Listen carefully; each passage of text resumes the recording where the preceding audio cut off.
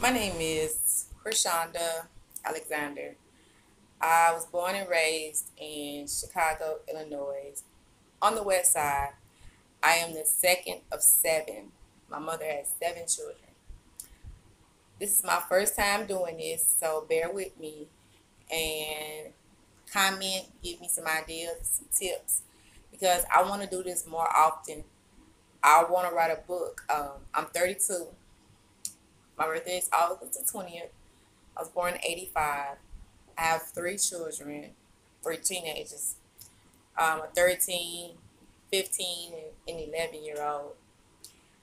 I'm coming on here to try to reach out to other young women or young men or just people in general to just tell them my story and for people to understand that it's okay that we all go through things, and depending on who we are and who you can talk to, just it based on a lot of different things is on your past. Some people don't feel comfortable with talking to people. Some people, are shy like I was, and I had been through a lot of traumatic events in my lifetime, and I had to get comfortable with speaking to people and talking to people and reaching out to people for help or advice or counseling. Maybe we have it bad with stereotyping and judging people when we don't know what they've been through. And I went through a lot of judgment in my time. I'm gonna start from the beginning, where it all started at. Living on the west side in Chicago is difficult within itself, because you say Chicago and the way the crime rates and things is going on now, people will be like, oh no, I would never go to Chicago. It's dangerous out there. There's a lot of killing out there. But it used to be like that all the time. Chicago was a nice place to visit and go, and you didn't have to feel whether or not you were going to lose your life or not. But my mother having me at the age of 16, when she's originally from Louisiana, my father is from Louisiana. Um, it was hard for her. It's just hard being a black woman raising children at a young age anyway. I know from experience, because I am a black woman and single black mother and raising three girls, three of me. So it was hard. But my mother believed in discipline to the highest extent, like discipline, discipline, discipline. Like beat you discipline. Like there was no talking. There was no getting through to her. There was no trying to make her understand, the reason why I did what I did, or, trying to get her to reach out to her. I didn't feel comfortable with talking to my mother, if that make any sense. My mother, it was hard for her working. She worked two to three jobs at times, going to school, trying to make sure she could be able to provide food and shelter for her children. And it was hard for her to find a babysitter.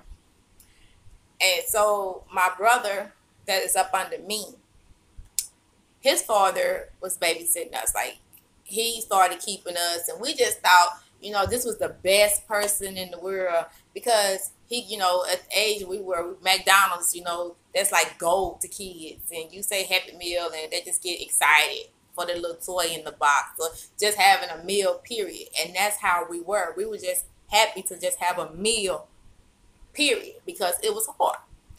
And so my mother had asked him to babysit for us one time.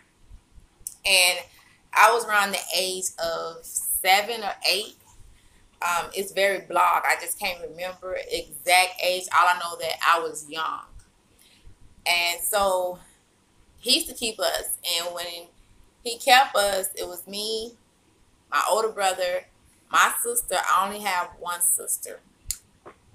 Stop. And my other brothers up under me. I have 5 brothers and one sister.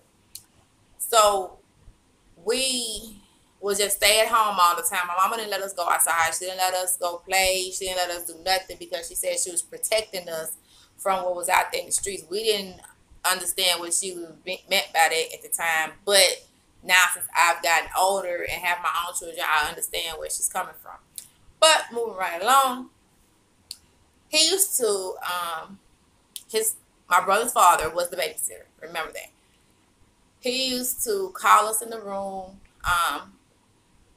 and sometimes he'll come visit my mother while my mother there, and he'll come in the room while we were in the room watching TV, or I might just be laying in the bed. I like to write a lot, so I might just be laying in the bed writing, and he used to come in the room and like he'll try to tickle me. Like that's how it started out, because I was very ticklish as a young age. So he used to try to tickle me under my arms and stuff like that. But then, his hands kind of went from under my arms to under my pants. And so it started out with just touching. And I didn't think too much of it then, But once again, when you go talking to my mother, you don't want to feel like you did something wrong. I felt like I was doing something wrong, or I was going to get in trouble if I said something, or he'll tell me not to say nothing, or he won't do, certain things for us, like, take us to McDonald's and, give us $5. We got $5 back in the day. That was a lot of money to us. And so I would never say nothing. That wasn't the first time. It was ongoing, until one day he babysitted me and my sisters and them. And I remember this like this was yesterday. I was sitting in the living room, and back then they had these old typewriters. The ones you type with, and you slide it to the left, and you type again, you slide it to the right. Those type of typewriters. And I was sitting in the living room, and I was just playing with this typewriter. And he called me in the room, and he was like, "Prashonda, come here for a minute." And I'll go in the room. All my other brothers was in my mother's room, and they were in there. And so I went in the room, and I was like, "What is it?" And so he was like, "Come here and lay down on the bed." And I'm like, "Lay down on the bed? I'm not sleepy while I'm laying down on the bed." So he was like, "Lay down," and then he put a little voice and a little aggressive, got a little aggressive, put a little bass in his voice. He said, "Lay down on the bed." So I lay down on the bed. And from there, that's when it went from molesting to he raped me.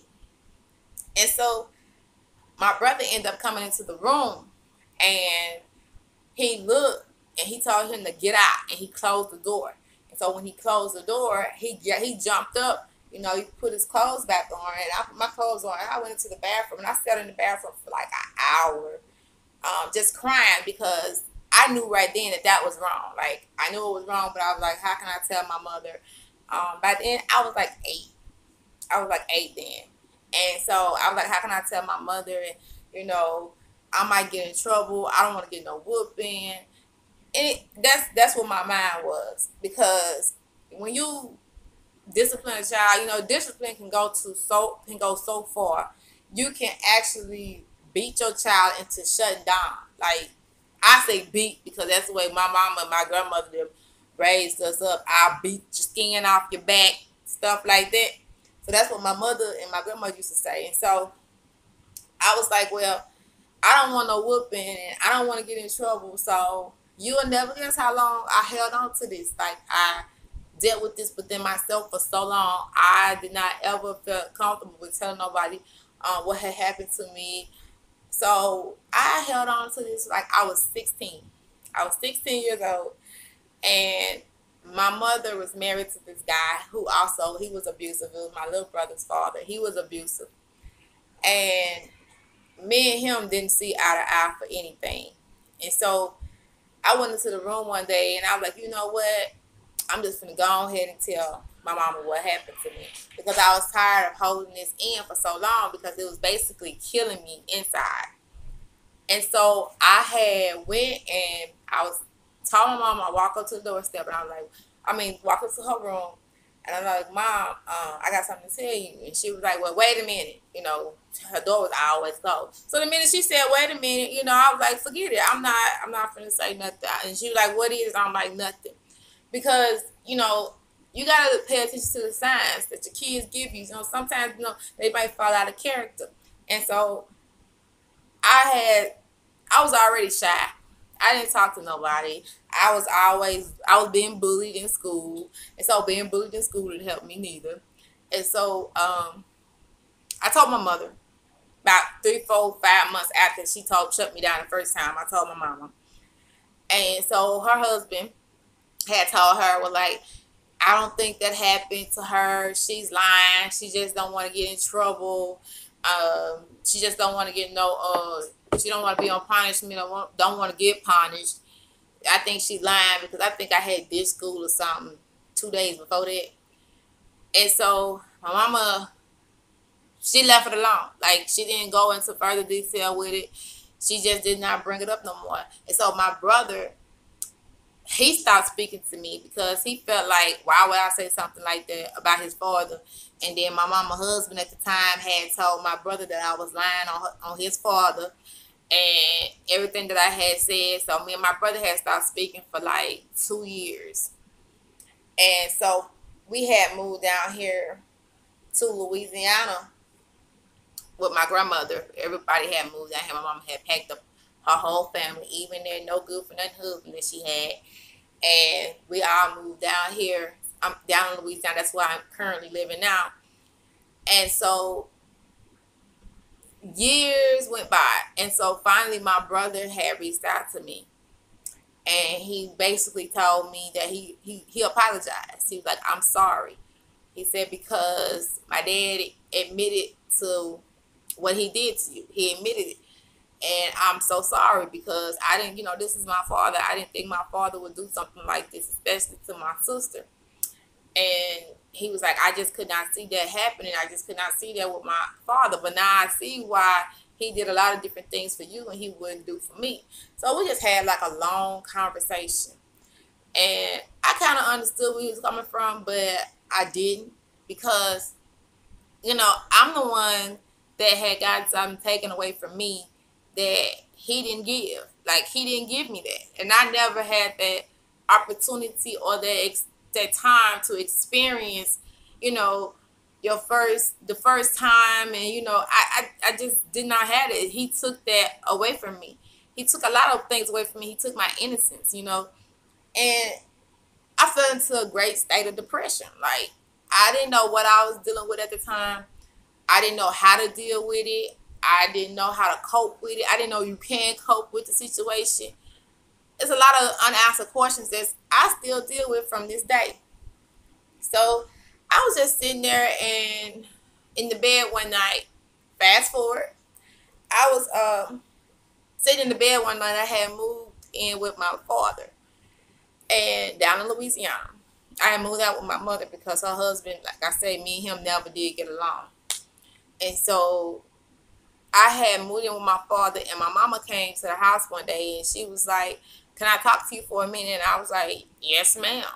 And so she was like, well, I want to tell you that I'm so sorry for not doing nothing about it then. I'm so sorry, you couldn't come talk to me and, different things like that. She just kept apologizing. And she told me, she said, well, another family member had told her that the same thing, that he molested her, like he did a lot of touching. And so she was like, well, I called Child Protective Service office, and they was like, there's nothing they can do. The statute of limitations had ran out, and, she checked with Illinois. She just said she went through basically stating that there was nothing that she can do. So later on, I graduated out of high school, and I went to work. And when I went to work, I was sitting at home one morning, right before I would get ready to go to work, and I was on Facebook, and I'm just looking, and got this friend request. And so I was like, okay, who is this? It was him sending me a friend request. And I'm like, what? Really? Why would this man send me a friend request? So I'm going to ask him what I should have been asking him years ago. By this time, I'm like 24, 25.